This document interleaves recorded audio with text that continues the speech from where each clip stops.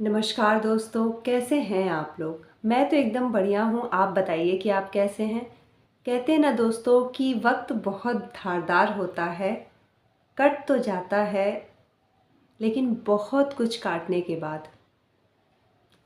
एक बार की बात है कि एक गांव में एक आदमी रहता था और उसके पास एक सोने की थाली थी जो कि उसे एक महात्मा ने दी थी।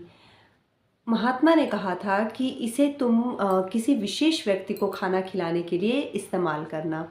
ये बात जो वो आदमी था गांव का, उसकी बीवी को भी पता थी। लेकिन कुछ समय के बाद उसकी बीवी जो होती है वो ख़त्म हो जाती है और उस वो आदमी जो रहता है वो ये सोचता है कि मैं इस थाली में उसी व्यक्ति को भोजन दूंगा जो इसके योग्य होगा। एक बार वो देखता है कि उसके गांव में एक महात्मा आए रहते हैं, तो उसने सोचा कि क्यों ना इस महात्मा को इस थाली में भोजन कराया जाए। अब वो महात्मा उसके घर आते हैं और उससे कहते हैं कि मुझे कुछ खिला दो, मुझे भूख लगी है। तो वो आदमी कहता है कि ठीक है, आप बैठिए, मैं आपके लिए भोजन ला रहा हूँ। वो अंदर जाता है और सोचता है कि क्यों ना महात्मा को, इतने बड़े महात्मा हैं, उनको सोने की थाली जो मेरे पास है उसमें भोजन कराया जाए, ये इसके योग्य है। वो जाता है और जैसे ही वो थाली निकालने जाता है तभी वो सोचता है कि इनको भोजन क्यों कराया जाए। ये तो जगह जगह भोजन मांग करके करते हैं, ये कौन से विशेष हैं कि इन्हें सोने की थाली में भोजन कराया जाए। उसके बाद उसने थाली वहीं अंदर रखी और उसे बंद कर दिया और फिर बाहर आ गया और उनके लिए अपना सामान्य सी जो थाली थी उसी में भोजन परोस के खिला दिया। महात्मा ने भोजन किया और चले गए। उसके कुछ समय बाद उस नगर का जो मंत्री था वो आता है और वो एक युद्ध से आया रहता है। तो राजा का जो महल रहता है और उसका महल रहता है वो थोड़ी दूरी पे रहता है। तो वो सोचता है कि चलो आज इस गांव में विश्राम कर लिया जाए। तो उस गांव के लोगों ने कहा कि वो आदमी इस गांव में बहुत अच्छा है, उसका मान सम्मान भी, आप उसके यहाँ रुकिए। मंत्री जाते हैं उसके यहाँ रुकते, कहते हैं आज रात्रि मैं तुम्हारे यहाँ विश्राम करूंगा और तुम्हारे यहाँ ही भोजन करूंगा। उसके बाद वो आदमी कहता है अरे वाह, राजा का मंत्री आया है, चलो आज मैं इसे उसी सोने की थाली में भोजन कराऊंगा। उसके बाद वो जाता है और बक्से को खोलता है और कहता है कि, मतलब सोचता है वो कि क्या ये मंत्री उस सोने की थाली में खाने के योग्य है। मैं एक काम करता हूँ, मैं इसे नहीं खिलाऊंगा, मैं राजा को उस थाली में खिलाऊंगा। उसने फिर से वो संदूक बंद कर दिया और मंत्री को सामान्य सी थाली में भोजन करा दिया।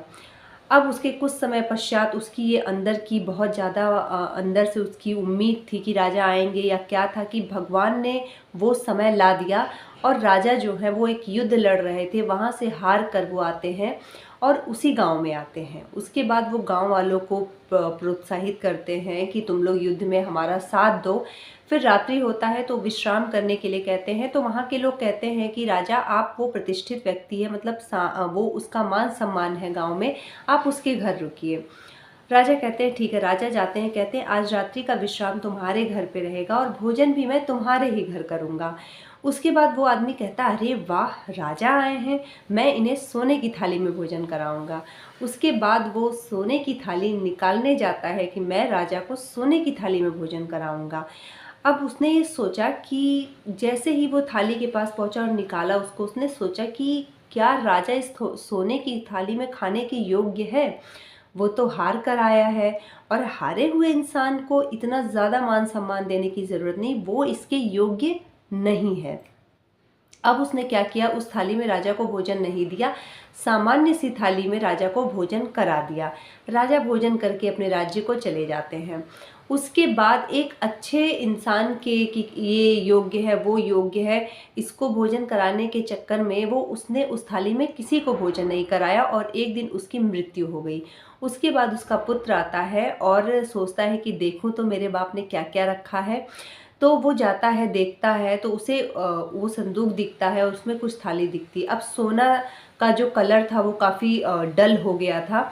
तो वो देखता है, कहता है कि क्या ये मेरे पिता ने रखा है, और वो सारी थालियाँ उसमें से निकालता है और जो सोने की थाली उस आदमी ने रखा था कि कोई प्रतिष्ठित व्यक्ति, समझदार व्यक्ति इसमें भोजन करेगा, जो एकदम अलग सा इंसान होगा, उसमें वो अपने कुत्ते को भोजन देने लगा।